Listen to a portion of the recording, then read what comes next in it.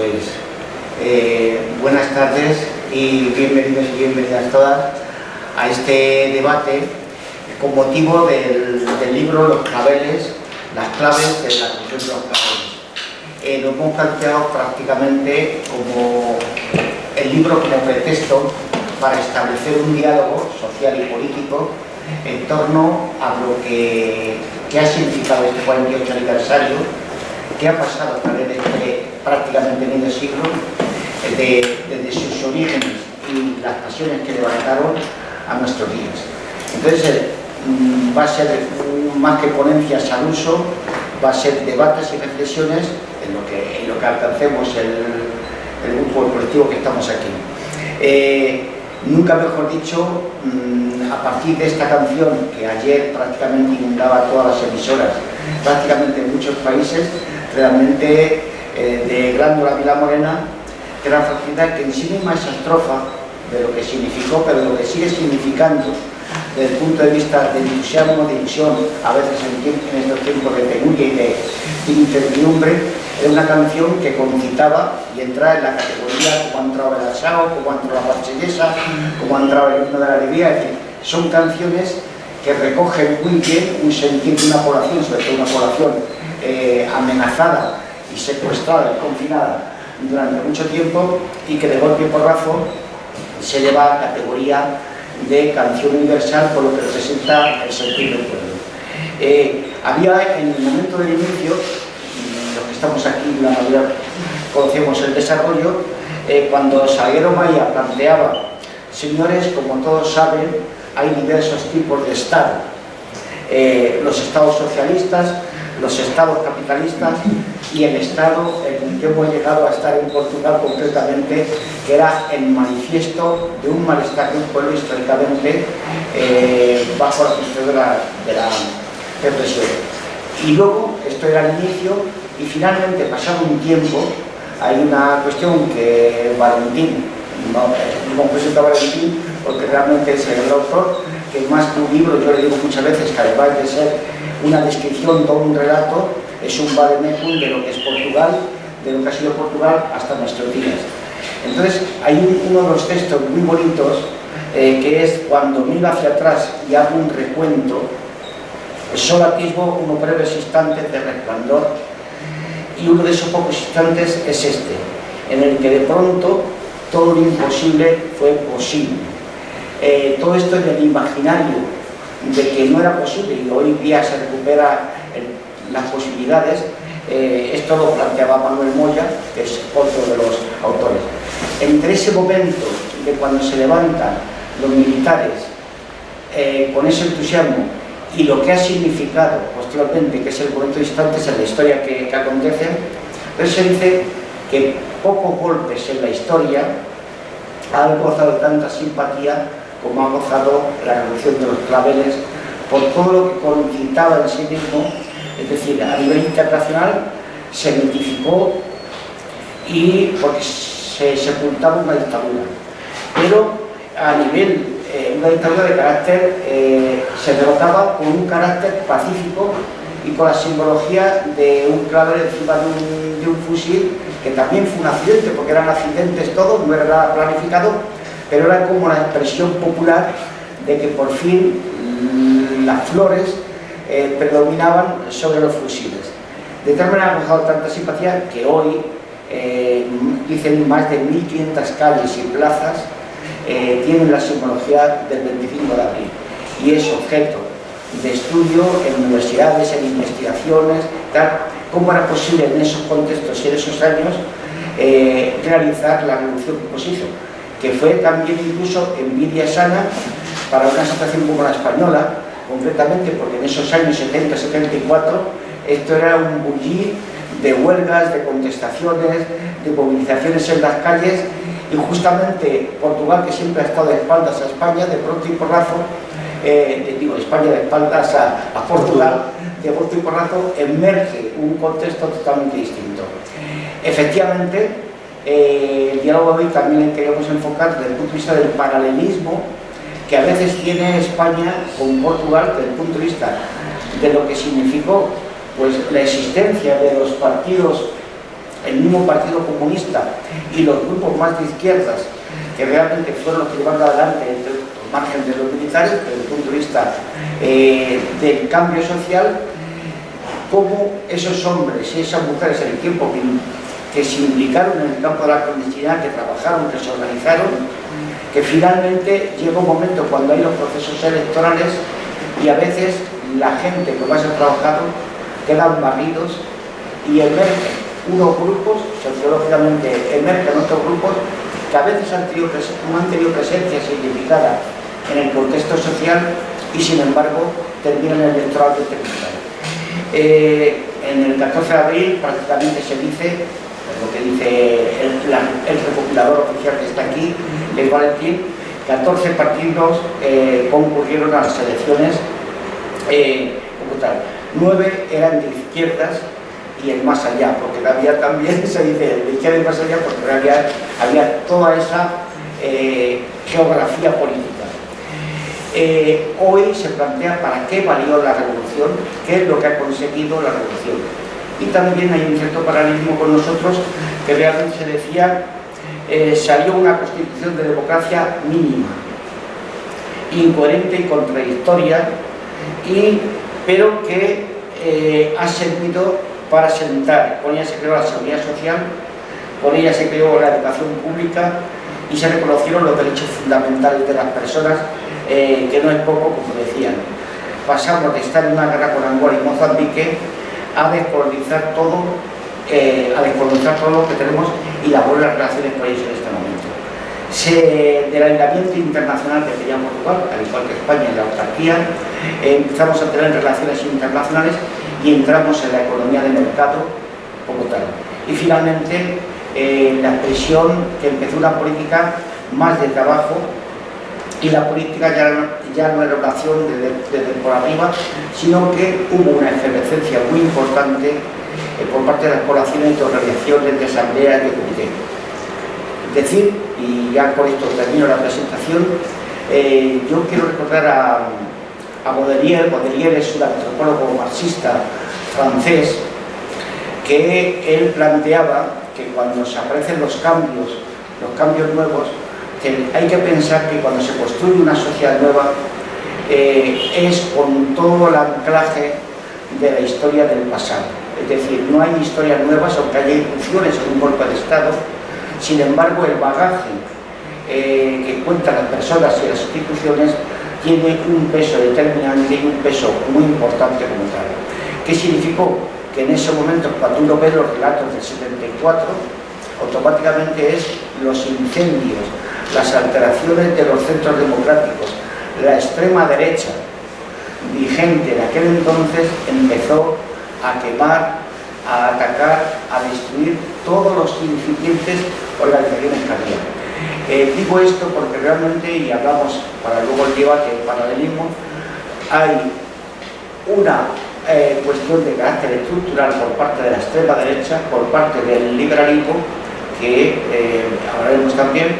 donde está vigente, y aunque en un momento determinado parece que la democracia, el formalismo, el contexto apaga y duerme, pero no elimina los ancestros. Desde ese punto de vista, en el 74 hay un análisis, y incluso lo que estáis aquí lo miráis mucho mejor, que es el libro que escribe entonces Ernest Mandel, que es completamente titulado La crisis, porque había 4 componentes importantes, que era todo el imperialismo, la crisis de las materias primas, el nacimiento de una transición financiera como tal, en el cual aparece por primera vez la posibilidad de que el campo de lo que era el movimiento obrero, lo que eran las organizaciones obreras y lo que era la producción basada en las fábricas, emerge una cuestión que es el carácter financiero, que progresivamente va a dar una configuración del carácter más del neoliberalismo. Digo el carácter financiero porque en aquella crisis del petróleo, de la acumulación de tanta riqueza que hubo por la subida de los precios, automáticamente en toda parte del Oriente Medio, fundamentalmente Irán, la acumulación de dólares, que fueron millonarios, llevó a las primeras inversiones y comprar y comprar por ese dinero que estaba en estado de quietud en los bancos, a comprar los grandes trusts alemanes, a comprar las grandes corporaciones financieras, y se dieron cuenta que realmente había más posibilidades de producción de riqueza a través del sistema financiero que el mismo sistema productivo. Junto a eso hubo otro importante fenómeno que hay que recordar, es hasta ese momento el capitalismo internacional, sobre todo europeo y occidental, tenía ganancias considerables vía de lo que era la reconstrucción europea después de la Segunda Guerra Mundial. De la construcción europea llegó a una dinámica, sobre todo con la política keynesiana, de fortalecimiento de los estados a partir de las inversiones y las inyecciones de dinero, y había una distribución más o menos coherente. Nunca ha habido una hermandad de clases, pero había una distribución de riqueza por parte de la clase obrera y enriquecimiento del capitalismo como tal. Era el contrato social. Ese contrato social, a partir del 74, Revolución Portuguesa, se quiebra porque el capitalismo descubre que tiene una fuerza por sí mismo, y donde el sujeto histórico, que era el movimiento obrero, empieza a tener debilidades desde el punto de vista que no era tan necesario, también la tecnología, no era tan necesaria la mano de obra para producir riqueza, sino que hay otras vías de producción de riqueza. Es los primeros cimientos, que el liberalismo está escrito más desde 1947, y si nos ponéis un poquitín más antes con John Locke, pero realmente por lo que es el individualismo, pero el neoliberalismo tiene sus bases fundamentalmente en los años 50, tiene su expresión más potente en el 73-74, y realmente va a ser el tránsito que vamos a tener a través de la historia hasta la declaración de esta mañana de más inversión en armamento, o como comentábamos esta mañana en un programa de radio, las propias inversiones de la Comunidad Autónoma de Madrid en la inversión en educación privada y en la privatización como tal, que son las expresiones masivas en este momento. Entonces lo que vamos a hacer es ver el vídeo, y después Valentina hace comentarios y abrimos un diálogo desde el punto de vista paralelismos o qué ha pasado en este medio siglo para como diría el capitán, para llegar a donde hemos llegado en este momento, al estado en el que nos encontramos en la actualidad. Compañeras y compañeros, gostaría de dar a conocer en breves palabras, sobre todo a los más jóvenes que aquí se encuentran, cómo un golpe militar desencadenado por los capitanes de abril ha abierto las puertas a una revolución que ha empezado a desmantelar las instituciones de un régimen de 48 años de dictadura. Una revolución que amenazaba extenderse a los pueblos de la vecina España, creando las más grandes esperanzas en todos los pueblos de Europa. Hoy, cuando la guerra es el elemento central de la situación política por parte de los imperialismos dominantes, visando a subordinar todos los gobiernos a su política, es importante recordar lo que se vivía en Portugal en aquel periodo. La guerra pesaba de una forma brutal en todo el país y de una forma particular y directa sobre las capas de jóvenes, pero sobre todo también sobre las familias tocadas por una guerra colonial que duraba hace 13 años. La resistencia que crecía y que se venía exprimiendo a través del movimiento de estudiantes desde 62 y después de 69 se manifestaba ahora en el terreno de la lucha de clases con las huelgas de 73 y de 74 en los sectores del vidrio y de la metalurgia, y que eran un elemento de particular importancia en plena dictadura. Este ambiente de resistencia contenía un caldo político que ha conducido a la fraternidad entre los soldados y el pueblo, en particular los jóvenes, arriba de los tanques, cuando ha tenido lugar el 25 de abril, desencadenado por los capitanes, muchos de ellos con varios años de guerra colonial. Es esta fraternidad entre el pueblo y los militares de abril que ha impuesto la ocupación de la policía política, la abertura de las prisiones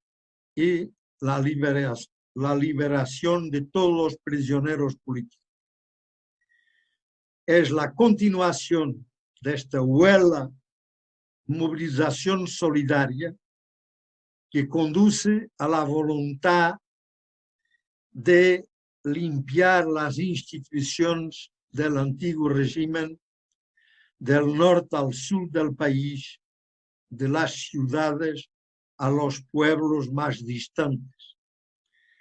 Esta huelga ha empezado naturalmente en las zonas con más tradición de lucha, como en la margen sur del Tajo, limpiando las administraciones de gran industria comprometidas con la dictadura y eligiendo las comisiones de trabajadores para garantizar la elaboración de las empresas y el control de las mismas,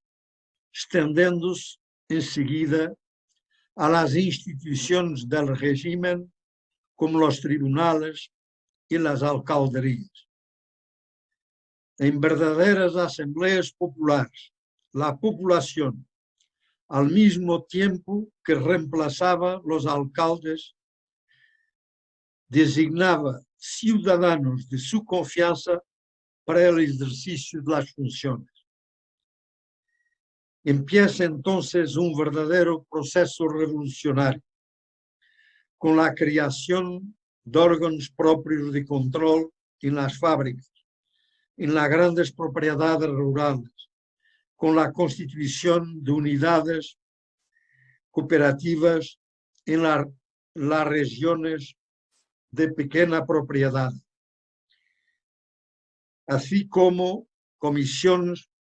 hechas en las escuelas, en los hospitales, para el control de la enseñanza y de la salud. Pero el problema de fondo para miles de jóvenes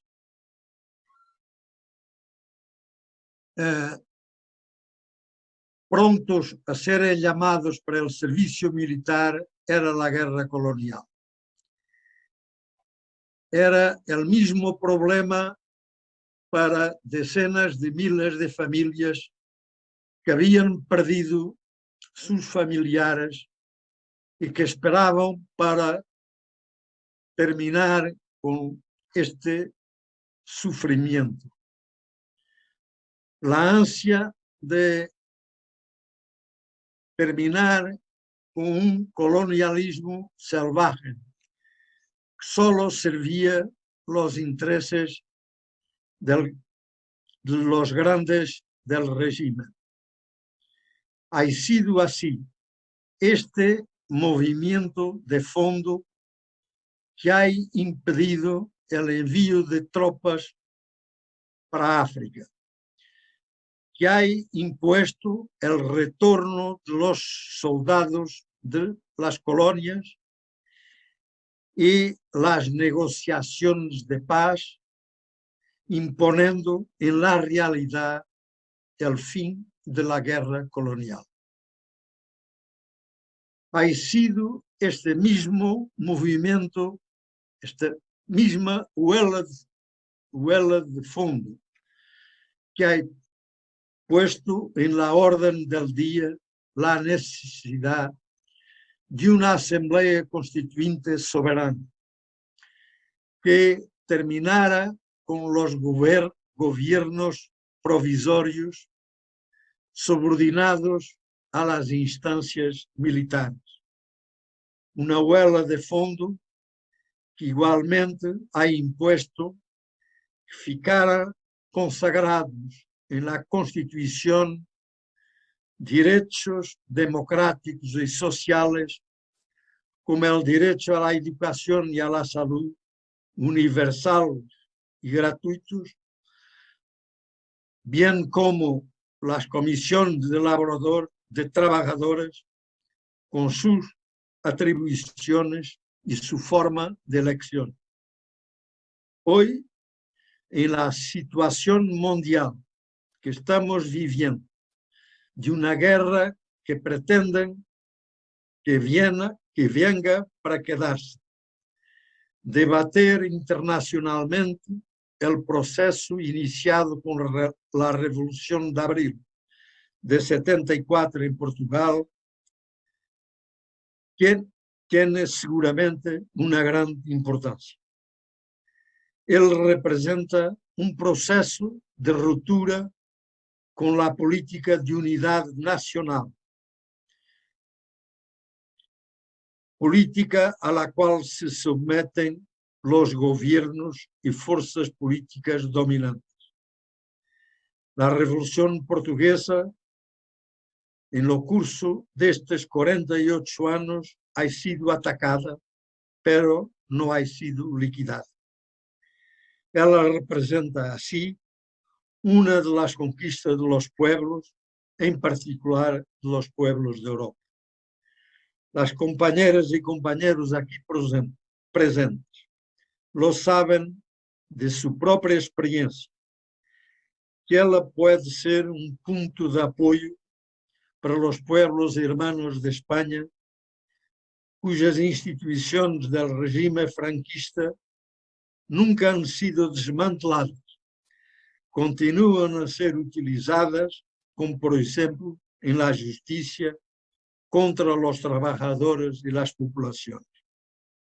Como diputado a la Asamblea Constituyente, es este testimonio que quiero dejar a la generación más joven. 48 años después, continúa a ser nuestra inspiración y convicción que la movilización y la unidad de un pueblo son capaces de derrubar un régimen. Viva la Revolución Portuguesa y sus conquistas. Entonces Aires un poco lo que viene a decir, habla en el vídeo de cómo fue el proceso revolucionario, de la importancia que yo he descubierto, ha ganado valor para mí después de haber escrito el libro, y si hago luego una edición electrónica que os pasaré y esa será gratuita y esas cosas, le doy mucho más peso a la guerra colonial, y Aires también valora la guerra colonial como uno de los motivos más importantes de que la revolución triunfara, ¿no? Y Aires luego también dice que efectivamente hay un pozo en Portugal hoy todavía, que de hecho es curioso porque en el preámbulo de la Constitución portuguesa sigue hablándose todavía de que se tiende al socialismo. Se hace una sociedad que intenta ser una sociedad justa, solidaria y tendiendo hacia el socialismo. Y eso sigue estando hoy en día en la Constitución portuguesa, ¿no? Evidentemente pues pasa como el derecho a la vivienda en España, como el derecho al trabajo en España y esas cosas, ¿no? Que una cosa es lo que dice el preámbulo y luego otra cosa realmente es el día a día. Entonces decía, como ya hicimos la presentación del libro y además todos los que estáis aquí conocéis, yo creo perfectamente la historia de Portugal, solo hacer un pequeño apunte al tema, solo por centrar el tema de la revolución de los claveles. Como sabéis, fue una revolución que hizo un grupo de militares de graduación media, capitanes, tenientes y algún coronel que otro, pero no la cúpula, o sea, no fueron los generales del ejército ni nada de eso, desde luego Spínola no participó, y dieron un golpe de Estado. Ellos decían que era para conseguir las 3 Ds, es decir, las 3 Ds para ellos era, lo primero, la democracia, es decir, llevaban 48 años de dictadura y querían acabar con la dictadura e instaurar un régimen democrático. La segunda D era desenvolvimiento en Portugal, que era el equivalente a desarrollo en España, que era Portugal era una sociedad tremendamente atrasada, muy lastrada por los gastos de guerra, que no hacía que no fuera muy poco el gasto social, y era, bueno, pues, sabéis, una sociedad atrasadísima, y lo que se pretendía era hacer un desarrollo económico de Portugal y ponerlo a la altura de otros países europeos. Y la tercera D era precisamente la descolonización, que yo la menciono también en mi libro, pero después ya insisto, después de haberlo puesto en papel, he leído bastantes cosas y me he convencido, ha habido compañeros que fue un tema importantísimo. Fue un tema importantísimo porque evidentemente los propios militares, casi todos los militares del MFA, que fue el movimiento de las Fuerzas Armadas, que fueron los que dieron el golpe militar, fue el MFA, el movimiento de las Fuerzas Armadas, el que organizó ese golpe, porque ellos estaban en primera línea en la guerra de las colonias, ¿no? Los generales se quedaban en los acuartelamientos, incluso se quedaban en Lisboa, y todo el peso de la dirección de la guerra caía en los capitanes, en los tenientes, etc. Y ellos se daban cuenta que esa guerra no la podían ganar, que la guerrilla cada vez estaba más fuerte y que la guerrilla luchaba con la ilusión de defender la libertad de sus pueblos, mientras que ellos realmente pues, no sabían muy bien qué estaban pintando allí y qué estaban haciendo allí. De hecho, se producen paradojas, porque yo quería que la charla de hoy viésemos quizá alguna de esas cosas, contradicciones y cosas que ha traído la historia y que la historia nos presenta muchas veces. Una contradicción era que, ¿sabes?, Portugal estaba en la OTAN en aquel momento. De hecho, estaba viendo, cuando se produjo el 25 de abril, estaba viendo maniobras navales en Lisboa entre buques de la OTAN y buques portugueses, ¿no? De hecho, uno de los buques portugueses le mandan, la derecha, le manda que vaya al río Tajo frente a donde estaban las fuerzas rebeldes para que las bombardearan. Pero los marineros se niegan a cumplir esas órdenes de bombardear, ¿no? Y por lo tanto el buque, Rosa Coutinho se llamaba, me parece, pues decide no intervenir, se queda allí parado frente a Lisboa, en el Tajo, y no interviene, ¿no? Entonces, la contradicción era que mientras que estaban en la OTAN, Estados Unidos estaba armando a una de las guerrillas que luchaban contra Portugal. El tema es muy sencillo. En las colonias se estaba librando también, en aquel momento estábamos en plena Guerra Fría, aunque ya había en Helsinki, se estaba desarrollando en Helsinki la conferencia de paz, donde precisamente se le exige a la Unión Soviética, se le dice, oiga, Portugal pertenece a nuestro corralito trasero, es de nuestro territorio, por lo tanto usted no intervenga en Portugal. Y la Unión Soviética, aunque el Partido Comunista de la Unión Soviética ayuda económicamente al Partido Comunista de Portugal, pero no interviene de ninguna manera en el conflicto, así como la intervención de Estados Unidos es absoluta y total, como digo en el libro, con documentos que hay, etc., ¿no? Pero la Unión Soviética no interviene. Y lo que sí hace Estados Unidos en las colonias es apoyar a la guerrilla reaccionaria, por ejemplo en Angola, frente al MPLA, el Movimiento de la Liberación de Angola, porque estos son del área, digámoslo así, de la Unión Soviética, y ellos no quieren que esas colonias caigan en el área de influencia de la Unión Soviética, y por lo tanto apoyan a las guerrillas contra ellos. Los militares se dan cuenta que eso no tiene salida, el pueblo cada vez está peor, hay cientos de miles de jóvenes portugueses que huyen de Portugal para no hacer el servicio militar, porque hacer el servicio militar significaba tener que ir a las colonias a luchar, y había infinidad de muertos que iban a Portugal. Hay un historiador brasileño que es trotskista precisamente, dice una de las cosas que él estaba en Lisboa cuando tenía 15 años con su padre, le gustaba ir al fútbol, y su padre le llevaba al campo del Sporting de Lisboa, y dice que a él le impresionaba que todo alrededor del campo estaba lleno de mesas de sillas de inválidos, que son los inválidos de la guerra, tenían derecho a entrar al fútbol y eso, y os imagináis un campo de fútbol todo alrededor con una o dos filas de inválidos, ¿no? Claro, aquello era inviable, y entonces los militares, con esos tres objetivos, ellos en ningún momento se plantean hacer una revolución, sino simplemente la democracia, Salguero Maya, que es uno de mis personajes más admirados de todo el proceso revolucionario, sin embargo es un hombre, entre comillas, conservador, o sea, muy demócrata, pero no es un hombre que busque la revolución, y él mismo lo dice en su memoria, ¿no? Nuestro objetivo era implantar una democracia con todas las libertades, con todos los partidos legalizados, y ese era nuestro objetivo. Pero ¿qué ocurre? Que el mismo día que los militares salen a la calle y que por las emisoras de radio lanzan comunicados de que la gente se quede en su casa para que no se haya enfrentamientos, que no haya víctimas civiles ni nada de eso, pues resulta que eso no, la gente no lo hace. La gente sale a las calles, se sube a los tanques, están los episodios de los claveles, que como ha dicho Andrés fue un tema accidental, de un restaurante que ponía claveles en las mesas de los clientes, y ese día decide no abrir y la empleada le dice al dueño, bueno, ¿qué hacemos con los claveles? Lléveselo. Y cuando ella pasa por la Plaza Rosío y están allí los militares, pues les regalan los claveles y se ponen ejemplo que cunde, y luego pues los 5 o 6 días de eso está todo lleno de claveles y por eso se llama así, ¿no? Son accidentes de eso. Pero la gente sale a la calle y exigiendo libertad, gritando libertad, victoria, victoria, y otra paradoja es que eso que fue un proceso revolucionario, que fue una revolución con los militares en la calle y tal, se produjeron 4 muertos y luego en todo el proceso 6 o 8, mientras que la transición española, que es un ejemplo para el mundo de transición pacífica, pues hubo más de 700 muertos entre unas cosas y otras, ¿no? Por lo que digo a veces para que veáis esas contradicciones. Y una cosa que también Salguero Maya cuenta en sus memorias es que no hubo ese día ni una sola rotura de cristales, ningún establecimiento asaltado, ningún acto de vandalismo, sino que fue una explosión de júbilo popular, que además no se paró ahí, sino que el 1 de mayo, que fue unos días después, del 25 de abril al 1 de mayo, pues las capitales portuguesas se llenaron de manifestaciones de gente, y además al día siguiente prácticamente la gente ya empezó a las fábricas y bueno, que tenemos que exigir subidas de salarios y tal. Y ahí sí que empieza un auténtico proceso revolucionario, que así lo definen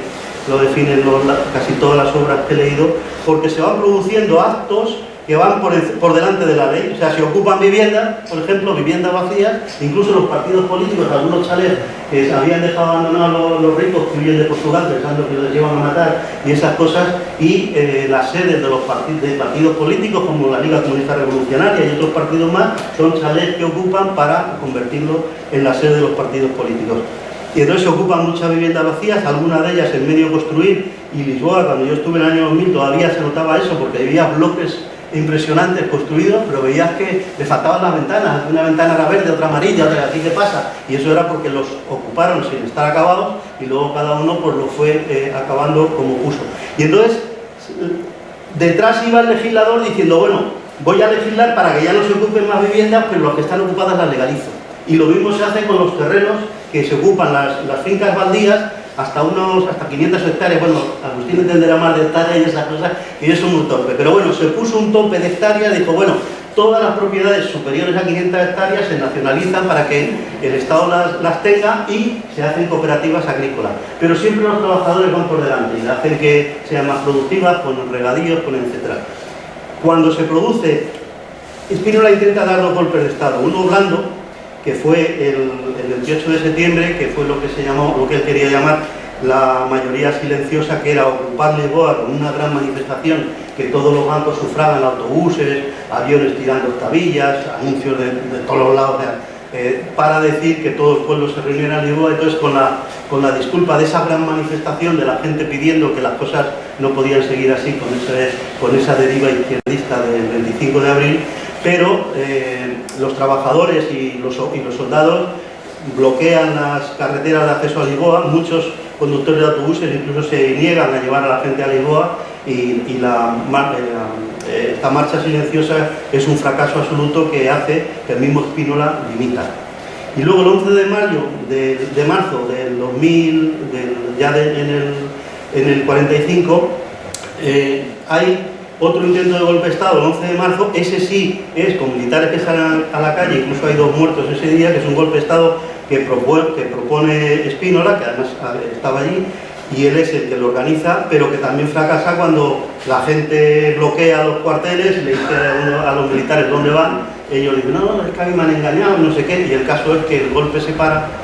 y tras ese golpe los militares del MCA se dan cuenta que o o acaban con esos empresarios golpistas o si no el tema va a ser muy difícil de mantener. Y ahí es donde se produce una ola de nacionalización. Todos los bancos portugueses son nacionalizados, las principales empresas, la CUB, el Grupo Melo y todo eso son nacionalizados. Los propietarios de esos grupos huyen de Portugal, pero en ningún momento sus vidas corren peligro, simplemente es que se van a Brasil o cosas de esas, ¿no? Y entonces, en esas empresas se empieza a haber comités de trabajadores que son los que quieren de que, bueno, en muchas empresas tú serás el empresario, pero aquí, para no poner la producción en peligro, yo soy el que lo organiza, tú no puedes coger y vender las materias primas, se producen bloqueos financieros, los propios empleados de banca hacen cosas muy bonitas y es que hacen auditorías para ver dónde se ha ido el dinero, esos dineros que se han pasado a la ultraderecha, dónde se han ido, hacen comités de control para que nadie saque las monedas al extranjero, las cuentas corrientes al extranjero, lo cual a veces cabrea en el norte a mucha gente, porque a lo mejor van a sacar al banco mucho dinero y dice el banco, no, el tope máximo de sacar es 5.000 escudos, o 10.000 o lo que fuera, ¿no? Y la gente, ya están los comunistas quitándonos nuestro dinero de los bancos, ¿no? Pero era simplemente medidas contra la especulación, contra el vaciar las cuentas bancarias y se llevase el dinero al extranjero. Y aquí ya viene otra de las cosas que enlaza un poco con lo que han dicho Andrés y con el diálogo que yo ya voy a acabar, porque quería de verdad que fuera esto más diálogo y menos charlar yo, pero bueno, por poner algunos temas sobre la mesa, se producen una serie de contradicciones que son, por un lado, esas empresas que han sido ocupadas por los trabajadores y que los trabajadores organizan la producción se dan cuenta que no tienen financiación para pagar materias primas. Que además de eso, además hay un documental que lo estuve revisando ayer otra vez un poquito, que se llama Escenas de la lucha de clases en Portugal, que es un documental americano, y hay una mujer, lo dice literalmente, es que no nos quieren comprar en el extranjero nuestros productos. Entonces, ellos elaboran productos, pero sus mercados que eran en el extranjero, sobre todo en el textil, pues no se los quieren comprar, pues dicen, bueno, vale, ¿y ahora qué hacemos con estos productos, ¿no? Se producen tan paradojas que a veces para poder mantener la producción, pues tienen que trabajar más horas que los que hubieran trabajado si hubieran sido asalariados a bastante. Y cuestiones de ese tipo, pero eso, claro, hace una efervescencia y un movimiento revolucionario que en cuanto pasa sobre todo el 11 de marzo y Spínola tiene que huir en helicóptero a Madrid, que por cierto desde España organiza una guerrilla armada que son las que provocan lo que se llama el verano caliente, que es que asaltan las sedes de los partidos de izquierda, incluso algunos bancos, por eso que he contado de que el banco se negaba a darles dinero, asaltan incluso a algunos bancos, no para robar el dinero, sino como represalia,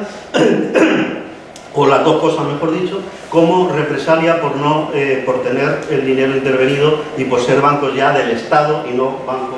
bancos privados. Entonces asaltan bancos, asaltan la sede del PCP y de otros partidos de izquierda porque quieren crear eso que ya os sonará en otros conflictos, ¿no? Quieren crear esa sensación de que esto es un desorden, aquí hay inseguridad, aquí hay alteración del orden público, así no se puede seguir. Y desde todas las cancillerías europeas y por supuesto de Estados Unidos, pues se dice esto hay que boicotearlo. Y entonces es cuando se apoya a Mario Suárez como instrumento para que sea el que reconduzca la revolución hacia lo que es Portugal hoy, que es un país como España, neoliberal, etcétera, etcétera, ¿no? Incluso Estados Unidos, y por ejemplo el embajador que nombra en Estados Unidos, que es Carlucci no era un embajador de carrera, ni lo que se nombra en Estados Unidos muchas veces, que son gente que apoya al partido y que da mucho dinero, y dice, te vas de embajador. Carlucci había sido un agente de la CIA que había intervenido en la matanza de Lumumba en el Congo, que había intervenido en apoyo a los militares que habían dado el golpe de Estado en Brasil y que había intentado dar un golpe de Estado en Tanzania y que le expulsaron de Tanzania. Era un agente de la CIA. De hecho, cuando el tema Portugal le sale muy bien a Estados Unidos, inmediatamente quitan a Carlucci de embajador y le nombran director de la CIA, y pasa a ser director de la CIA. Es decir, Estados Unidos se vuelca absolutamente en boicotear el proceso revolucionario portugués y el proceso al final, el 15 de noviembre de 1975, hay un conflicto, porque parece que hay unos militares que apoyan a Otelo Sarabia de Carvalho porque le habían quitado el mando del Coctón y que parece que quieren salir a la calle, pero parece que aquello fue una encerrona y al final hay una especie de golpe militar hecho por Eanes, que es el que toma el poder y dice aquí todo esto ya se ha acabado, aquí el orden, en los cuarteles se vuelve, porque en los cuarteles incluso había habido los comités de soldados que estaban por encima, eran los que decían lo que había que hacer, ¿no? Y Y entonces todo eso se acaba y se pone ya Portugal en la senda de lo que soy, un país, pues, dentro de todo el tema del liberalismo. La Constitución ha servido de barrera, Jesús eso lo conoce incluso mejor que yo a veces, para determinadas cosas que han intentado hacer, y sobre todo yo creo que en Portugal sigue quedando hoy en día, desde luego yo cuando estuve en el 2000 estaba, todavía ese sentimiento de que en aquella época el pueblo tomó la rienda y el pueblo fue a... Lo que pasa es que luego no se puede. Y hay dos frases que me han gustado mucho en las últimas lecturas y que, insisto, no las he podido poner en papel, sí en la edición electrónica que estoy haciendo. Una tiene que ver con cuando se produce la descolonización, que es lo que hace Portugal al final, pues no le queda más remedio, porque incluso cuando se produce el 25 de abril hay organizaciones que quieren bloquear que ya no vayan soldados a las colonias. Y desde ese día, pero luego digo, hombre, allí hay soldados, habrá que hacer el reemplazo, habrá que garantizar el orden allí hay 500.000 colonos portugueses en las colonias que habrá que protegerlo, organizar más o menos su retorno poco a poco, y efectivamente, pues, pero inmediatamente que se puede, además de una forma muy acelerada, en un año estaban Angola, Mozambique y Guinea-Bissau eran independientes y se habían entregado a guerrillas de carácter marxista, que eran las mayoritarias, no porque fueran marxistas y coincidieran, sino porque realmente eran las mayoritarias en esos territorios, ¿no? También lo que pasa que en esos territorios, nada más conseguir la independencia, hay unas guerras civiles terribles que conocéis, porque siguen operando las otras guerrillas, unas apoyadas por Sudáfrica y otras apoyadas por Estados Unidos, que no aceptan que sean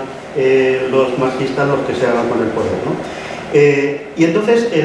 Buenaventura de Sousa Santos, que estaba entonces de corresponsal en Londres, hace una reflexión diciendo, no, Portugal no ha liberado a las colonias, son las colonias las que han liberado Portugal con su espíritu de independencia, con sus luchas, con demostrar el tema de la libertad. Y es una frase que a mí me gustó mucho, porque en cierto modo se podía hacer esa valoración. Y luego otra frase también me parece muy importante de Raquel Varela, que es una historiadora también de esta próxima al bloque de izquierda allí en Portugal en este momento, y es historiadora, pero también escribe muchos temas sociales. Yo tengo un libro sobre la seguridad social, que para la seguridad social es la de ella, que me gusta, y ella también tiene una frase que en uno de los prólogos de uno de los libros que tengo, donde dice que no, y esto es importantísimo, me parece, como lo valoréis, y ahora ya juro que esta es la última frase que digo y ya porque Verona es, donde él dice que las revoluciones no se pueden medir por cómo han acabado la revolución o por los procesos históricos, por los resultados que ha tenido, sino que porque eso no dice realmente nada de la revolución, hay que analizar los procesos históricos de otra manera. Dice, y en tal caso quien dice lo que sí que puede explicar cómo ha acabado una revolución o si ha triunfado es por el poder de los contrarrevolucionarios. Eso sí que queda patente cuando analizamos procesos revolucionarios, ¿no? Es decir, el poder que tiene. Y está claro que el poder que tuvo la contrarrevolución fue terrible, un bloqueo total al país, se incrementó el paro de manera descarada por esa falta de tener mercados, pero además porque volvieron de las colonias 500.000 colonos, casi con una mano delante y otra detrás, a Portugal, y claro, dieron empleo, volvieron los cientos de miles de portugueses que habían salido de Portugal oyendo por los temas de la milio, que estaban simplemente, Portugal había, incluso en París había un barrio que se llama la Pequeña Portugal, porque era un barrio tomado prácticamente por los portugueses, toda esa gente retorna y no hay empleo para todos y no hay recursos para todos, ¿no? Y entonces se bloquea totalmente y se produce además ese golpe que si hubiera fracasado ya estaba preparado Estados Unidos y estaba preparado Inglaterra, lo que se llama el Plan Callaghan, para desde el norte, que era muy conservador, el norte siempre era muy conservador, pues bajar militarmente para ir bajando e ir conquistando territorios ya con armamento inglés y eso, e incluso propio Mario Suárez en sus memorias se va a ese día del día del golpe del 15 de noviembre, él se va a Oporto para coordinar desde Oporto la insurrección, digámoslo así, si no hubiera triunfado el golpe, pero como el golpe, entre comillas, afortunadamente triunfa, no se producen víctimas, no se produce nada, el propio Partido Comunista no se opone al golpe y de hecho entra en el gobierno siguiente, después de ese golpe se vuelve a hacer un gobierno de concentración donde hay un ministro comunista, pero bueno, ya prácticamente sin cartera y prácticamente sin ninguna responsabilidad, pero bueno, sigue estando ahí. De hecho, la derecha valora esa fecha como muy negativa en el sentido de que no se hizo nada, pero no es verdad. Realmente Hay otro capítulo en el libro que te digo que la revolución se comía a sus hijos, porque realmente pues a Saber Omaya, que fue uno de los actores principales de ese día, pues como no quiere coger ningún cargo notorio y no quiere, él dice que él quiere seguir su carrera, pues se le manda a las Azores desterrado. Ya sabéis que a Otero Sarabia de Carballo se le quita todo el mando, se le destituye e incluso se le encarcela 2 años después, porque acusándole de que había organizado una guerrilla de estas de tipo revolucionario. Al que había sido primer ministro también se le quita del ejército. Es decir, que sí que se produce una depuración de los que han sido los cabecillas del 25 de abril, y además se produce un perdón a muchos de los mandos de la PIDE y de mandos así. De hecho, como sabéis, estos días hay un debate de si le dan otra medalla más, porque ya tiene 2, no es que no tenga, al general Espínola como reconocimiento a lo que hizo el 25 de abril. Pero este hombre, como sabéis, además de intentar los golpes de Estado, luego intentó, incluso cayó en una trampa que le hizo un periodista alemán, de estos que es un periodista muy famoso, si habéis leído Cabeza de Turco, era un periodista que se hacía pasar por, a lo mejor, por obrero turco para ver cómo trataban en las empresas a los trabajadores y tal, y este le hace una encerrona y se presenta en Múnich, se presenta el general Espínola para comprar armas allí en Alemania para organizar una revuelta, organizar la resistencia por la libertad, decía él, en Portugal, ¿no? Y sin embargo, pues luego se le premia a sus méritos militares y tal. Para mí, has mencionado una fecha muy importante, que curiosamente yo en estas charlas no la he tenido en cuenta, pero que me sumaré ahora, que es esa batalla ya anterior, en el 73 en Chile, por la defensa, cuando hay un presidente que intenta hacer unas medidas sociales. Allende no era un rojo revolucionario, era simplemente unas medidas sociales que supusieran una ventaja para el pueblo y un bienestar, enseguida le dan un golpe de Estado. Aquí el golpe de Estado, pasa lo mismo en Portugal, el golpe de Estado que se organiza pues también es la confluencia, es decir, no dejamos. Y hoy yo creo que lo que está pasando en las elecciones francesas, lo que está pasando con el auge de Vox en España, no es sino que el neoliberalismo, con muchos golpes de pecho que se den, no quiere dejar que haya salidas sociales y que se responda a las demandas sociales de la gente. Y entonces la gente desesperada pues busca salidas en partidos, curiosamente, que parece que están contra el sistema. Decía antes, ¿sabes? En las últimas elecciones de Portugal ha subido también mucho, no tanto, o sea, mucho, al 7%, que es bastante para Portugal, es mucho, el partido ultraderecha, que se llama Chega, y Chega significa basta. Y además su eslogan de campaña era vamos a hacer temblar al sistema. Comentaba antes la contradicción que nos está pasando a veces, y es que ahora resulta que los antisistemas son los que defienden a la banca, los que defienden los beneficios empresariales, los que defienden tal, y nosotros nos vemos obligados a defender las instituciones, porque como decía el otro día un político amiguete nuestro, decía, joder, es que lo único que yo le puedo dejar a mi hijo, como no tengo dinero, es dejarle una democracia consolidada, una sanidad, una educación y unos derechos. Y entonces nos produce la contradicción que estamos aquí en querer ser revolucionarios porque lo queremos, queremos que esto no tiene remedio, pero por otro lado nos vemos casi apuntalando, siendo nosotros los que tenemos que apuntalar a las instituciones, a la educación, a la sanidad, etc. Y ya acabo y adelante, os dejo.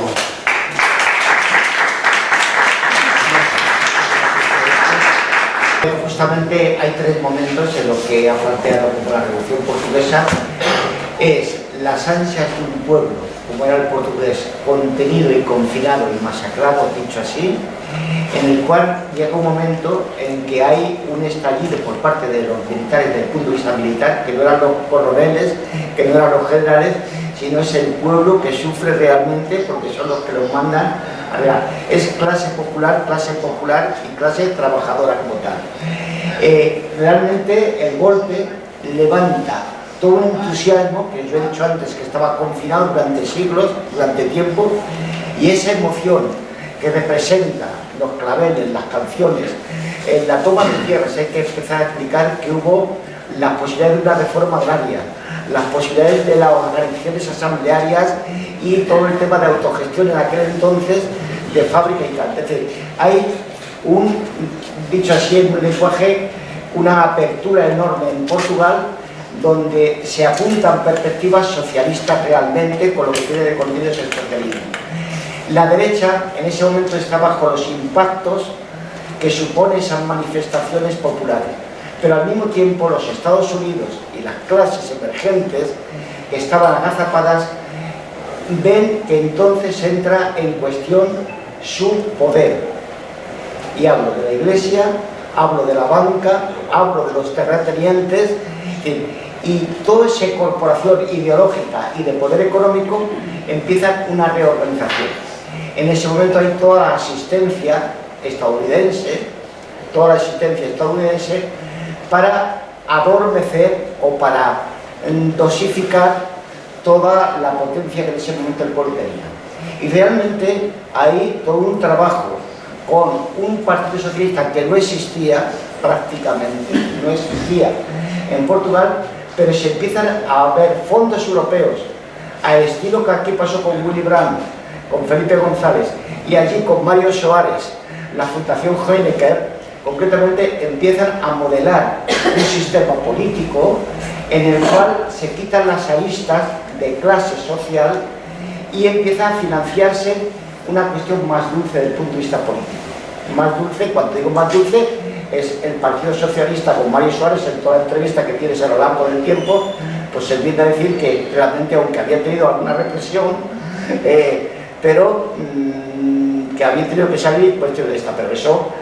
al Partido Comunista había sido intensísimo, la represión que había tenido el Partido Comunista, las mujeres y los hombres del Partido Comunista. Sin embargo, no aparece luego con la misma resonancia. La siguiente cuestión, efectivamente, en ese momento estaba el golpe de Chile y también los golpes de América Latina, pero ya realmente empiezan los tipos que decía al principio de cómo invertir en el individualismo, cómo invertir en el neoliberalismo para que realmente la clase social, el movimiento obrero, se diluya y empieza a emerger otras cuestiones. Empieza a emerger en un electorado donde la Constitución sí, pero menos. El derecho al trabajo sí, pero menos. También Portugal era muy dependiente del mundo textil, de las exportaciones textileras y también de la pesca, y empiezan a desmontar ese momento del desmontaje de las grandes fábricas del textil, que a la venida de los jóvenes de las colonias se le aumenta el paro crónico de las fábricas de textil, que era su gran potencia de exportadora. Desde ese momento Portugal empieza a entrar en conflicto, los generales todos, quedan las pintadas, queda toda la simbología, queda todo, digo, hoy pasa muchas, a Porto y tal vez el Maya, y ves los grandes murales bellísimos con esas frases que expresaban ese sentimiento de por fin somos libres. Y hoy realmente nos encontramos con una emergencia, ya yo también, porque no era el tema de Valentín, es cómo es posible que emerja lo que estaba oculto, que es la derecha, una derecha siniestra, una derecha persistente, una derecha de conservadores, y que las propias personas beneficiadas de un Estado social votan en contra del Estado social. A ver si te explico otra vez. Cuando miro la lectura de Castilla y León y miro la lectura de Francia en estos momentos, incluso las clases campesinas del mundo rural francés, que están financiados por la política agraria comunitaria, han votado a favor de un Le Pen que no quiere que eso exista. Castilla y León, que lleva 30 años bajo la supeditación del Partido Popular, incluso que se está desangrando la gente joven y que está marchando a la gente joven en ciudades bellísimas con una potencialidad que tienen esas ciudades castellanas, marchan y votan a favor de aquellos que quieren que se retiren las prestaciones sociales. ¿Qué ha pasado con el Estado social? ¿Qué ha pasado? Que realmente la potencia del individualismo, la potencia de lo posesivo, ha terminado comiéndose, no a los revolucionarios, pero ha terminado comiéndose a los grupos más significativos de los cambios sociales. Entonces, bueno, son muchos paralelismos que hay. Hay que decir que por medio por medio se produjo una cuestión que se llamó el consenso de Washington, donde hay un decálogo, justamente prácticamente es el 90, recién caído el muro de Berlín, donde automáticamente ya no existe enemigo público desde el punto de vista de la geopolítica internacional. El pretexto ya no es el armamento, fijaros que ya no es el armamento, porque realmente el enemigo, que era Rusia, cae, y sin embargo hoy oficializa los datos del SIPRI diciendo que el armamento ha llegado ya, la calidad de armamento, a los 2 billones de dólares a nivel internacional, y que la escalada de este aumento del armamento es altísima. ¿Ves? Bueno, todo esto son elementos que se ponen en la mesa, y lo que se ha pasado es una opinión. Todo el discurso de la izquierda desde el punto de vista de los valores de solidaridad, de los valores de cooperación, de los valores de organización desde abajo, en la inversión que ha hecho el liberalismo se ha ido comiendo lo que eran banderas, que lo que decía antes Valentín, las banderas ideológicas que eran nuestras, que era el Estado, que era la solidaridad, que era todo. Realmente hoy día quedar en manos, esto es lo que hay, las frases estas que van cundiendo cada día más y que hay que luchar contra ellas, es decir, esto es lo que hay, que lo vamos a hacer, la gente pobre ande que se pudran, ya no luchamos más por ellos porque si van a votar son expresiones de la gente en esta noticia. Joder, si estamos luchando a favor de ellos y encima dicen que no. Entonces hay una serie de elementos que es medios de comunicación totalmente controlados, el sistema educativo con una importancia grande en la creación de valores muy controlado, y los sistemas financieros. Hoy cierra el Banco de Santander, decimos, con 2.500 millones de beneficios en tiempo, el cierre anual de beneficios. Entonces, bueno, esto nos tiene que hacer reflexionar la orientación de los trabajos políticos, de los trabajos de las organizaciones, hacia dónde, qué discurso, qué contenidos, que no sean solamente reivindicaciones económicas, sino distribución de las riquezas, que es la otra, que Portugal ha utilizado la desigualdad exactamente igual que en España. Es decir, los fenómenos, Portugal se ha modernizado en muchas estructuras que han crecido, pero al mismo tiempo tiene otra vía paralela de desigualdad social muy potente, igual que en España, igual que en Francia, igual que en Italia. Es decir, es el otro fenómeno acontecido en estos años, que es el fenómeno de la desigualdad social se ha acentuado. Solo 2 apuntes, y de verdad que ya lo que queremos es que hablen vosotros. Solo 2 cosas, porque han mencionado una cosa muy importante, el tema, o sea, en Portugal lo que hace, inmediatamente que triunfa ese contragolpe, inmediatamente empiezan a irse desmontando todos los beneficios y se empiezan a montar las cooperativas agrícolas, incluso los bancos que se habían nacionalizado se vuelven a privatizar, y curiosamente la mayoría de ellos caen en manos de bancos españoles, o sea, del Santander, del BBVA y del Banesco, incluso compran allí y tal. Y luego, un último apunte, solo para la reflexión, ¿no? La revolución de los claveles interviene muchísimo en la transición española, es decir, en los documentos que tenemos con el Kissinger y tal, dicen, oye, que esto no podemos hacer que se reproduzca en España porque puede correr el mismo peligro, y en ese sentido aceleran los planes que tenían para la transición española. Y fijaros, en un episodio que se ha producido hace poco con el cambio de postura, gilipollesco, en mi opinión, e injusto,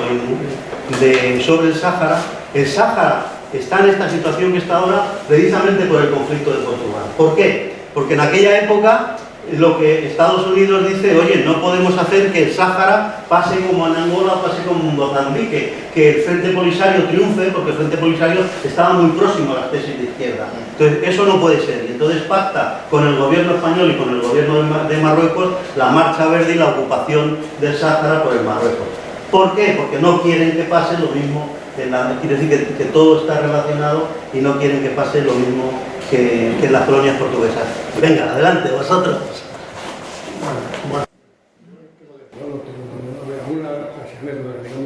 ¿Cómo lo viví personalmente? Yo en ese momento viví todo en el tercer punto. Nuestras relaciones con el Partido Comunista Portugués son de hermanos, que somos nosotros y el que venía está con nosotros, y el tercer punto somos los que de aquí, los monetarillos, aquellos bolcheviques, no sé cómo decir, no éramos bolcheviques, éramos simplemente que habíamos leído a María Lenin y veíamos que la única alternativa que tiene la clase trabajadora y los pueblos, tanto explotados para liberarse, es a través de la lucha, y no existe otra. Y lo que hay que estudiar ahí es la situación de algo que tenemos que ver, porque estamos en la misma situación. Y es tan sencillo bueno, que estamos viviendo en la clase superior del capitalismo. Es decir, estamos en la clase superior del capitalismo, que era el imperialismo en tiempos de más, no podéis imaginárselo. Ahora estamos en manos de las corporaciones del gran poder. Ya no es el capital o el neoliberalismo, ojalá no. Ahora mandan en el mundo las grandes corporaciones. Ya las grandes empresas no son grandes empresas nunca. Son corporaciones que dominan el mundo entero. Y con el tema de la globalización nos han llevado, cuando nos vendió la globalización, que para los campesinos iba a ser bueno, porque lo que no produjéramos lo podíamos traer de otros sitios, nos hemos dado cuenta que es la dictadura del capitalismo total para terminar con la clase trabajadora en cualquier movimiento de la sociedad. Eso es como ejemplo. Entonces, de la Revolución de Portugal se me queda aquella. La anécdota, aquel día, yo me invito a este partido y aquel día no teníamos por entero. Automáticamente cogemos un coche, realmente era mío, y nos vamos, queremos llegar a Portugal. En el kilómetro 300 nos quedamos parados. Pasamos también lo del mundo, porque claro, después toda la carretera está llena de militares, policía militar, pensamos que el golpe ha caído, esperábamos que nos iban a recibir allí con los claveles, pero bueno, llegamos a Portugal. Obviamente el partido nos recibe, pero bueno, otra vez. Pero junto con nosotros hay dos cosas importantes para entender la situación. Por un lado, la Unión Militar Democrática también coge y van a entrevistarse con los capitanes. Y Díaz de Alegría con Espínola. Espínola se une con Díaz de Alegría, que luego viene y plantea todo el tema, cuando queríamos que fuera otro día de alegría, plantear claramente al partido que hay que hacer más en Portugal. Y que se olvide que el ejército, que lo que haga el ejército sea. Entonces, en definitiva, la postura de la Unión Militar Democrática es cuando se da cuenta que un golpe de Estado militar puede triunfar, pero no se puede consolidar si no es a través del movimiento de masas. Importante para nosotros. Que en Portugal también ocurre lo mismo. Es verdad que el golpe lo hacen los militares y no permite que nadie esté, pero yo recuerdo que bastante antes, dos meses antes de eso, nosotros ya sabíamos que se iba a dar y los comunistas sabían que tenían que hacer esa noche. Y lo que ocurrió, cuando oye la señal, los comunistas salen a la calle y los 4 minutos que hay no es que mueran ellos, es que el Partido Comunista corre la consigna que se vaya al edificio de la policía secreta, porque era aquí la Dirección General Secretaria. Claro, la policía tiene pistola, no es una contradicción, y los primeros 4 son los más valientes comunistas que van a saltar en un proceso de este, son los únicos 4 muertos que hay, que no se cuentan ni tal, pero bueno, que la policía, pero el Partido Comunista como organización civilista interviene y mucho. Otra de las cuestiones importantes es que la función del Partido Comunista dentro de todo el proceso de cambio, digo no, por extender un poquitín el tema que planteas tú para el diálogo, porque es interesante, la función del Partido Comunista, el paralelismo que hay y la UMD concretamente, cómo ha tenido su reflejo aquí y cómo ha quedado finalmente, ¿no? Que aquí no hemos hecho la revolución, ¿sí? Y el tema de la asociación, yo recuerdo que nos fuimos a la tarde y cuando llegamos se estaban haciendo los linderos, ya la gente estaba, los paneles medios, claro, estaban con los burritos y una sala haciendo la linde, pero la linde estaba lista y se mantuvieron bien, y las cooperativas estaban dando casa. Y siguieron en la carne y me imagino que seguirán ya. Y para mí lo más importante es todo ahora mismo. Nosotros estábamos acostumbrados y íbamos a Portugal y la gente en el campo nos mandaba humildemente, como cuando iba un rico aquí al campo. Pero después de la revolución, ese orgullo portugués que se sentía, ya los españoles no éramos más que igual. Ese fue para mí el ejemplo más importante. Esa alegría, eso ya era más que nosotros que íbamos aguantando a una dictadura. Eso es importante cuando ¿no? Es el orgullo de patria, de pueblo que está haciendo patria. Y yo no me quiero entender pero sí que me interesa que veamos la situación, ya que la he visto. Me da lo mismo, o somos capaces de entender, pues si no, lo que está ocurriendo ahora mismo en Ucrania hay que sacarlo, siempre hay que sacarlo, o después de estar viendo las televisiones, es necesario empezar a hacer. Es ni más ni menos que es decir, el día antes de la Olimpiada se reúne en China Putin con Xi, el primer presidente, y llegan a un acuerdo de 10 puntos, donde los chinos le dicen a Putin, la situación ya no es como antes, nosotros somos la segunda potencia y en el reparto de esto queremos participar desde el poder que nos da ser la segunda potencia económica que hay. Putin está totalmente de acuerdo y cómo reorganizar todo el movimiento mundial. Claro, Estados Unidos entre las selecciones, imagínate, por un lado, no va a permitir eso de una cosa. Como no va a permitir que a Alemania que que siga negociando con Rusia el transporte de Putin, porque Estados Unidos dice, y lleva razón, si llegan a un acuerdo comercial con el petróleo, dentro de unos años ese acuerdo se convierte en acuerdo de cambiar moneda, etcétera, y perdemos a Alemania. Y Estados Unidos no puede perder a Alemania. Y de ahí es cuando se organiza, porque no hay ninguna invasión ni nada. Ahí lo único que se hace sabiendo provocar a Putin para que intervenga en Ucrania. ¿Y dónde lo hacen? Pues donde que lleva desde 1914. Que la guerra no lleva de 1900, en Naciones Unidas Rusia siempre hace que protestar de los crímenes y asesinatos que están haciendo en todo lo que llama Rusia, pero nadie está haciendo política. Vamos, sí, digo, por ampliar que ese otro tema, que es justamente la expresión que me llegó a la nivel internacional, digo, por ampliar el diálogo para... Pues yo quería decir una cosa que muchas veces se ha dicho que los cambios que hubo en la Constitución portuguesa se inscribieron ahí conquistas muy importantes. Es una lástima que no podamos usar a aires, pero por ejemplo el tema del derecho al aborto es una cosa que aquí se tardó años y años y ahí se inscribió. Y de hecho había conquistas tan importantes que luego con el proceso de la entrada de la Unión Europea han cambiado la Constitución 30 y tantas veces, creo, porque era todo contradictorio con las conquistas de la Revolución que estaban en la Constitución, eran contradictorias con las directivas europeas y tal, ¿no? O sea que sí que realmente llegó a ser la Constitución más democrática de Europa y se hizo un trabajo que al final en esos meses después de la Revolución y demás, pues sí que se consiguió que eso quedara reflejado ahí, ¿no? Luego otra cosa es que la deriva posterior pues se fue desmantelando aquello, pero sí que hubo cambios. Sí, hubo. Además es curioso porque fíjate que la Constitución se hace ya en abril del 76, es decir, cuando ya ha triunfado el golpe reaccionario, cuando está ya en el poder, pero como se había hecho una asamblea constituyente, se había votado antes, pues efectivamente esa asamblea constituyente, que es anterior al contragolpe hace efectivamente una constitución tremendamente avanzada y que podríamos decir de carácter socialista, ¿no? Donde incluye efectivamente la posibilidad de hacer un referéndum del aborto, pero que luego se pierde, porque luego hay un referéndum del aborto que se pierde, como hay otro referéndum de hacer regionalizaciones, que es dividir a Portugal un poco como España, la autonomía, para que tuvieran gobiernos locales más próximos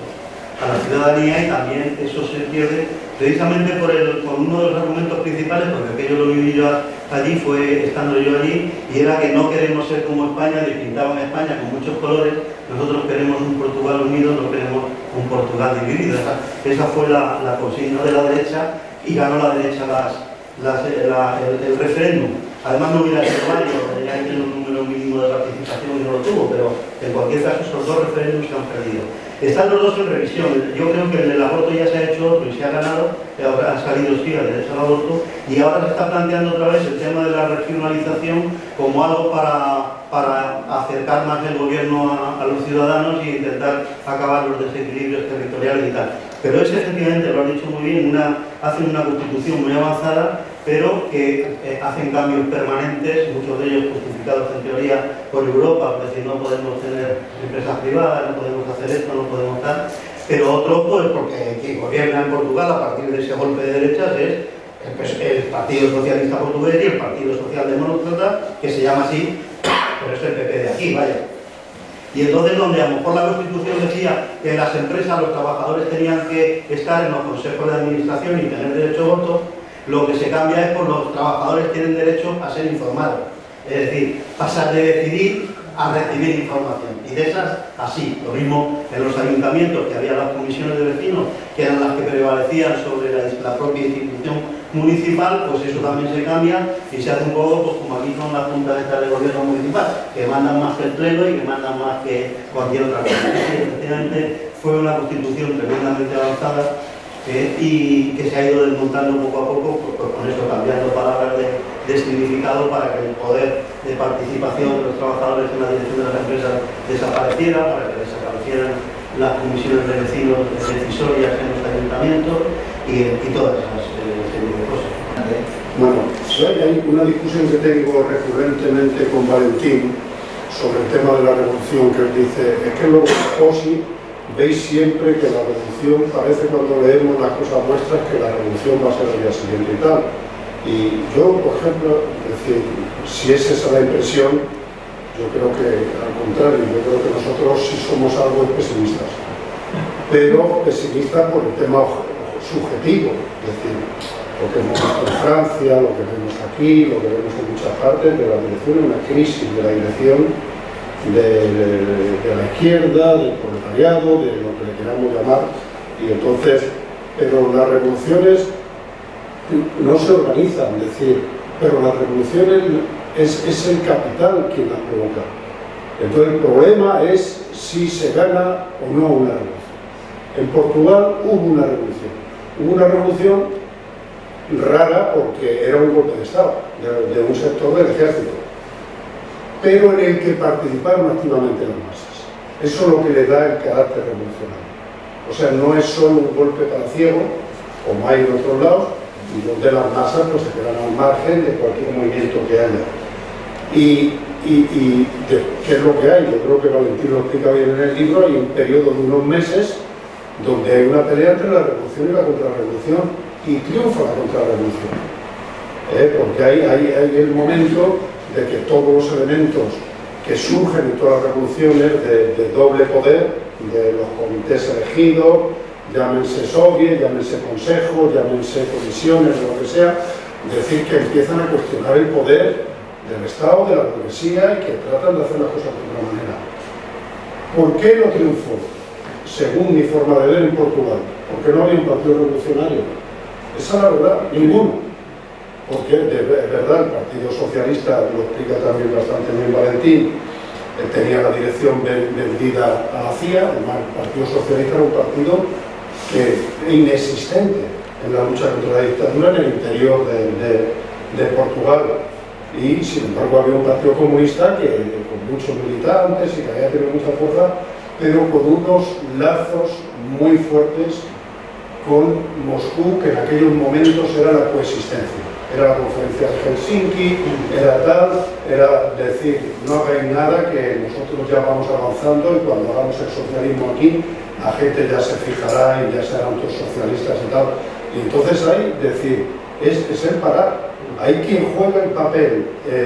más determinante, lo explica también Valentín, es Santiago Carrillo, cuando intenta ir allí e intenta jugar todo el papel del eurocomunismo, del no sé cuánto, la consolidación de la democracia que llamaban y tal. Y eso lo vemos en todas partes, es decir, revoluciones yo creo que hay, ha habido en Chile, ha habido en Ecuador, ha habido en Bolivia, ha habido en tal, es decir, son periodos que no terminan, es decir, no hay revoluciones a medias. Es lo que pasa, yo veo en Venezuela. Es decir, no puede haber, es decir, no va a haber una revolución si no expropias al capital. Y allí no se le expropia y se le deja que siga funcionando y que siga robando y que sigan haciendo las cosas. Entonces se piensa que puede haber un sector capitalista, que allí en el caso de Venezuela le llamaban la burguesía y tal, y no es verdad, desgraciadamente no es verdad. Y ese es el problema sobre el que tenemos que recapacitar. Primero, si es posible hoy en día las revoluciones, y después, ¿qué tiene que pasar para que triunfen las revoluciones? Porque aquí yo creo que si hay una cosa que está clara, Marx decía, la historia de la humanidad es la historia de la lucha de clases, y se manifiesta de una manera, pero él siempre dice los de arriba contra los de abajo, los poderes no sé qué, desde los principios de la historia, ha sido siempre eso, es una historia en las clases luchando a palos, y unas veces esas luchas disfrazadas de conflictos religiosos, otras de conflictos nacionales, pero siempre que rascas, siempre ves a los pobres en un lado y a los ricos en otro, por lo menos mayoritariamente. Y el capitalismo no tiene salida, lo agotó, lo que hablaba antes Clemente del imperialismo, que escribió un libro que escribió Lenin en el año 1916, donde dice, ya se ha acabado, se ha constituido el mercado mundial y ya no queda nada más que el capitalismo peleándose entre ellos para ver si consiguen unos quitarse las áreas de influencia de los otros. Hemos conocido toda África, hemos conocido la Primera, la Segunda Guerra Mundial, y este conflicto que hay hoy en día en Ucrania y tal, que sigue siendo un conflicto económico, no sé cuánto y tal, por mucho que lo quieran pintar de los que luchan por la libertad o de los que no sé cuánto y tal, porque si luchasen por la libertad estarían en Arabia Saudí o estarían en no sé dónde y no están. Entonces sabemos que mienten y sabemos que tal, y sabemos que lo que intentan es evitar la revolución y lo que intentan es seguir con que sus negocios sigan teniendo su tasa de beneficio y tal. Pero yo creo que revoluciones va a seguir habiendo. El problema es si las vamos a ganar o no, si va a haber unas organizaciones que sean capaces de encabezar esos movimientos. Ya, yo ahí, perdón, vamos, abundando lo que ha dicho, efectivamente el papel que juega el Partido Comunista en Portugal es de Prada, o sea, de consolidemos la democracia. Entre otras cosas, como tú muy bien has dicho, instado por Moscú, decir, oye, que yo he llegado a un acuerdo en Helsinki y que esto no podemos hacer que Portugal se pase a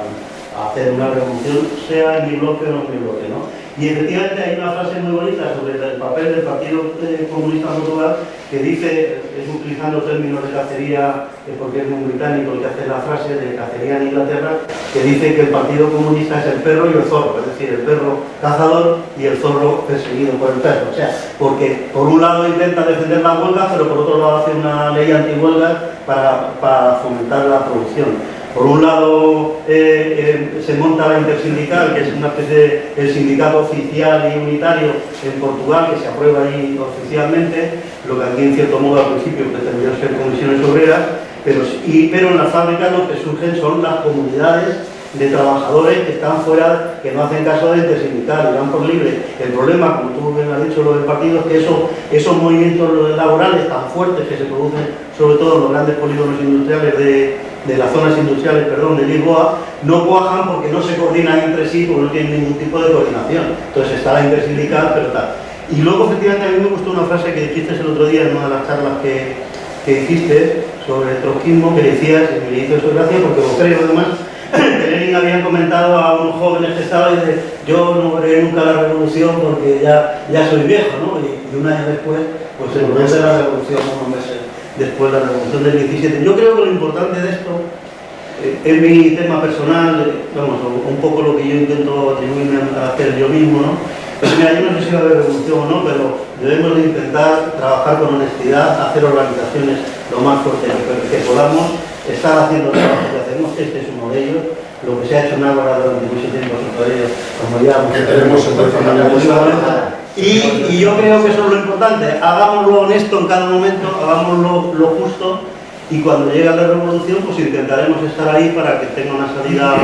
buena y no una salida negativa. Y yo creo que poco más podemos hacer. Bueno, hay dos temas que fueron cambios importantes, eran los dos países, estoy hablando de Portugal, su accesión a la Unión Europea, y España a la Unión Europea. Como veníamos de un sistema dictatorial, realmente Europa representaba que íbamos a tener ya los valores democráticos, que era la gran aspiración tanto de España, que decíamos, los males de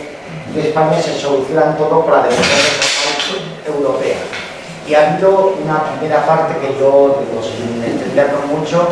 la pérdida de soberanía de cada país como tal. Antes, aunque uno veníamos de autarquías, de cerramiento de España, terminó los Pirineos, y al mismo tiempo entramos en una economía muy difusa que es la Unión Europea. Que la primera cuestión es el desmontaje, iba a decir, el desmontaje hasta de sus alimentos. España y Portugal hacen el desmontaje de su despensa alimentaria, desde Galicia hasta Andalucía, y se quedan a merced de las materias primas internacionales y los recursos, con lo cual ya es la primera pérdida de soberanía. El escándalo más grande, yo esta mañana con Julio hablaba, y con este debate de las mascarillas, y hablando de Portugal concretamente, están debatiendo en torno a una cuestión de si se han llevado, si es legal o no legal. Lo que han hecho es legal desde el punto de vista, porque la normativa europea contempla en su sistema que el 50% de los beneficios es correcto. Lo que está debatiendo es si es ético o no es ético, pero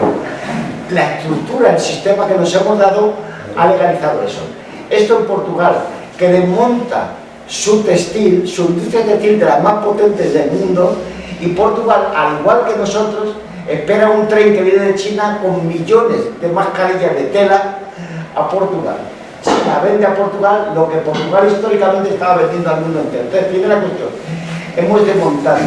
las despensas alimentarias, las despensas desde el punto de vista industrial, la internacionalización de la economía. Desmontamos lo que daba una soberanía a cada pueblo, y al mismo tiempo con eso se ha ido desmontando los movimientos sociales y fragmentando las organizaciones sociales.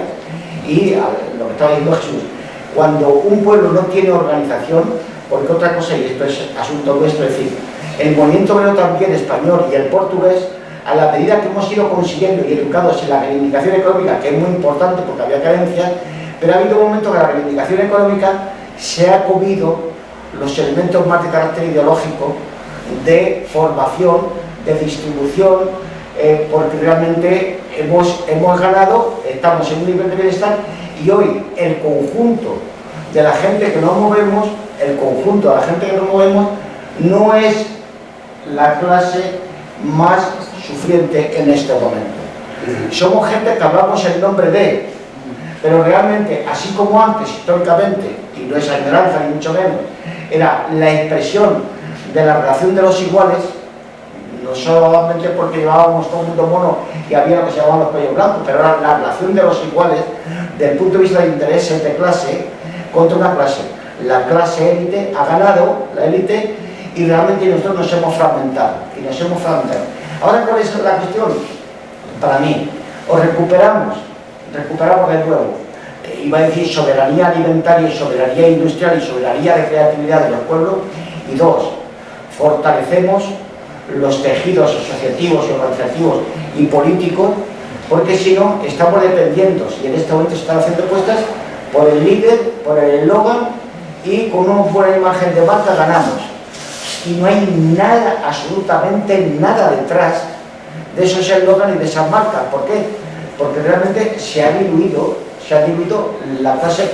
clase que tenía sujeto histórico para entenderlo. Es decir, decíamos el movimiento obrero y los movimientos vecinales se alisaban al movimiento obrero, pero en el fondo el tejido asociativo hoy está muy frágil. Entonces, empezar otra vez a construir un tejido asociativo para incorporar vías que no depositen su confianza solo en el líder político, pues es otro de los desafíos. Es decir, soberanía de los pueblos, recuperación, el tejido de base más elemental. Si no hay organizaciones de base, ya puede haber todo el discurso y todo. De hecho, la Constitución está todo registrado: derecho a la vivienda, derecho al trabajo, derecho a la salud y tal. ¿Qué lo lleva adelante? Porque los decretos liberales que dicen la escuela privada, la salud privada, y realmente sales a la calle y los medios de comunicación, que son los tertulianos, te dicen por dónde. Entonces yo digo, aquí hay una oportunidad, que hay condiciones óptimas, por inteligencia, por capacidad de comprender, de tomar los procesos, pero tienes que empezar a unificar criterios, a consolidar las pequeñas organizaciones y organizar debates críticos. Julio. No, que a mí me parece que uno de los problemas graves que tenemos es que no tenemos claves de análisis ajustadas a lo que está pasando. Las viejas claves de análisis del marxismo, y sobre todo el marxismo ortodoxo, no valen.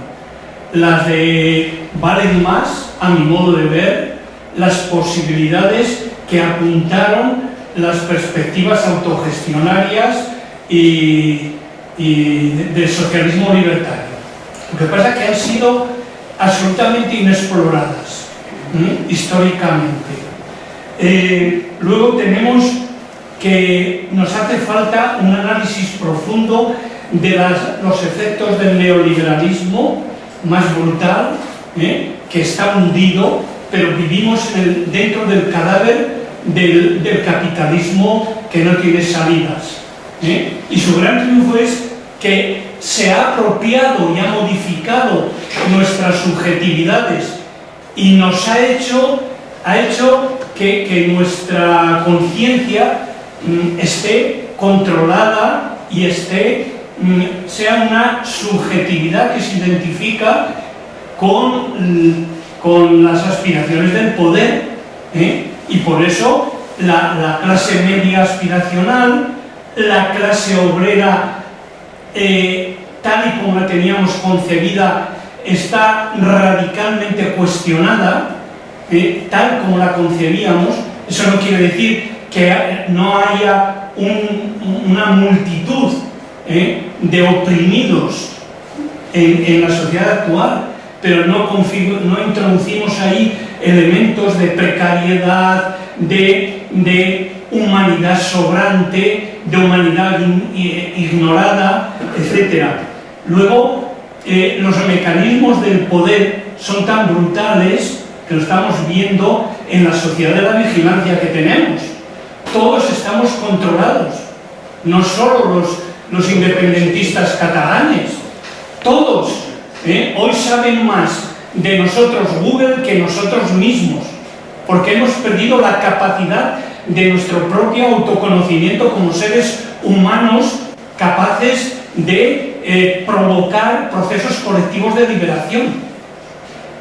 A mí eso me parece grave, ¿no? Luego, hoy se habla del poscapitalismo, no en la perspectiva de un avance de la humanidad en procesos colectivos, públicos, de desarrollo de lo común y de organización y autoorganización, no. Hoy se habla de poscapitalismo en un nuevo feudalismo, donde las grandes corporaciones y los gestores de esas grandes corporaciones controlan todas nuestras vidas. Y llegar a analizar todo eso, a mí me parece que son elementos fundamentales. ¿Quién es hoy el sujeto histórico? Desde el marxismo lo era la clase obrera. Pero la clase obrera, ¿qué pasa? ¿Dónde está? Han logrado destruirla, han logrado controlarla y manipularla. Entonces, somos capaces de plantearnos un nuevo sujeto histórico en la perspectiva de una humanidad diferente a través de una ética universal de los derechos humanos, de la dignidad humana, de generar procesos de democracia radical participativa, no de la simulacro de democracia que tenemos. Y a mí me parece que reflexionar en toda esa dirección implica generar mecanismos nuevos de análisis que nos ayuden a interpretar lo que está pasando. Todas las incertidumbres, toda la vulnerabilidad humana, toda la fragilidad del ser humano, la brutalidad de las élites, de las plutocracias, a las que no somos capaces de dar respuesta. Y esto es común a Portugal, a España y a decir, al mundo entero, ¿no? O sea, ¿qué papel están jugando en toda la configuración, nueva configuración de los procesos de la nueva geopolítica? Y ahí, ¿qué significado tienen las 20 guerras que existen en este momento? ¿Y qué papel en la multipolaridad del mundo, qué papel juega cada uno? ¿Y qué hacemos nosotros? A mí estoy poniendo sobre la mesa quizás todos mis interrogantes, todas mis dudas. Mira, nosotros ahora, al margen de la revolución de los claveles, que ha hecho un trabajo sistemático, no es protocolo para Valentín, ha hecho una recopilación. Tú sabías hacer y se me ha convertido en otra cosa, deja que haya un diálogo por fin. Espera, no que termino de hablar, Agustín. Por lo menos que recorremos el espíritu de mi pasado. Voy a explicar eso, Agustín. Digo, se va a hacer la recopilación, por la intención de la pública, sí, la recopilación de lo que ha significado los 10 años de Ágora,